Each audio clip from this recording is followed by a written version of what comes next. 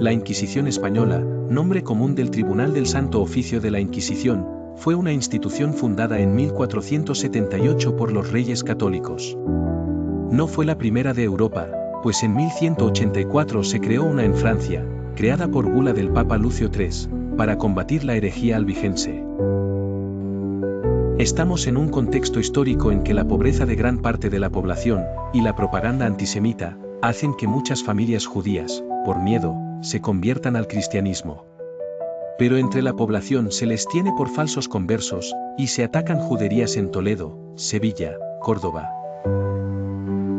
El acoso contra ellos adquirió gran intensidad en Andalucía, por lo que el dominico Fray Alonso de Ojeda aprovechó la estancia de los reyes en Sevilla, para pedir una intervención real, que acabara de raíz con aquellos malos cristianos, que practican la religión judía en secreto.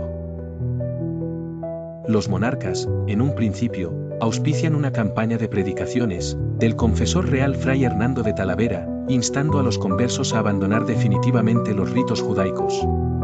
Tras su fracaso, los reyes encargaron la creación del primer tribunal de la Inquisición, a Ojeda, en Sevilla. El Papa Sisto IV concedió la bula para este tribunal en 1478, pero no empezó a actuar hasta 1481, teniendo como sede, y primera cárcel, el convento de San Pablo. Vemos que la Inquisición perseguía en principio a falsos judíos conversos, después se amplió a falsos moriscos y a herejes no católicos. Los juicios eran conocidos como autos de fe. En Sevilla se inició el primero, en 1481, en el paraje de Tablada, principalmente contra falsos conversos con altos cargos, Diego de Susán, Pedro Fernández de Benadeva, donde fueron quemadas 6 personas, hombres y mujeres. Hechos los primeros escarmientos, los inquisidores, que se habían trasladado al castillo de Triana, hicieron un edicto de gracia, por el que se garantizaba el perdón a los que confesaran sus culpas en un plazo de 2 meses. Mientras se agotaba el plazo, la cárcel fue llenándose. Se fueron creando más tribunales en la península, por lo que hubo que nombrar a un inquisidor general, para coordinarlos.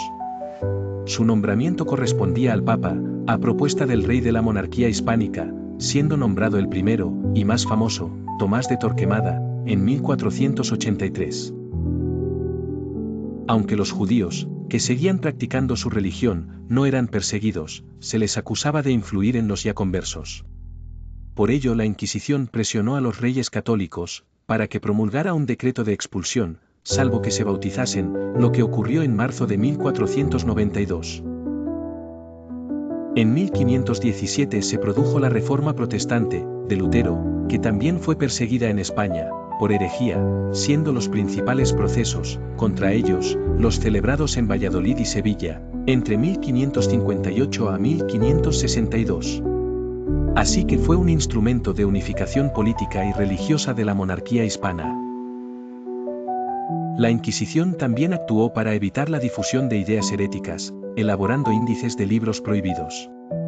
Siendo un hecho que no impidió el florecimiento del llamado siglo de oro, XVII, de la literatura española, si bien casi todos los grandes autores tuvieron algún problema con ella.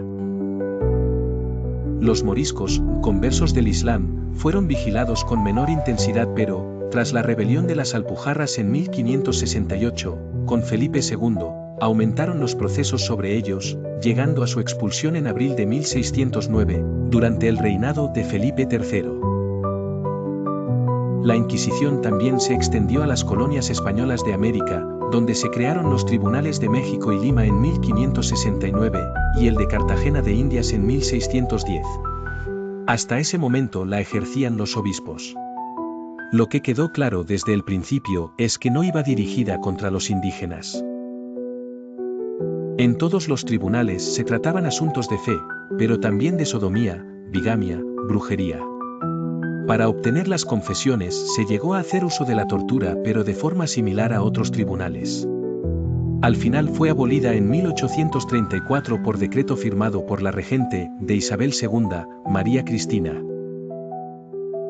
El número de víctimas de la Inquisición española, según historiadores modernos, es mucho menor al de otros tribunales similares europeos, siendo ejecutados en la hoguera menos del 2% de los casos.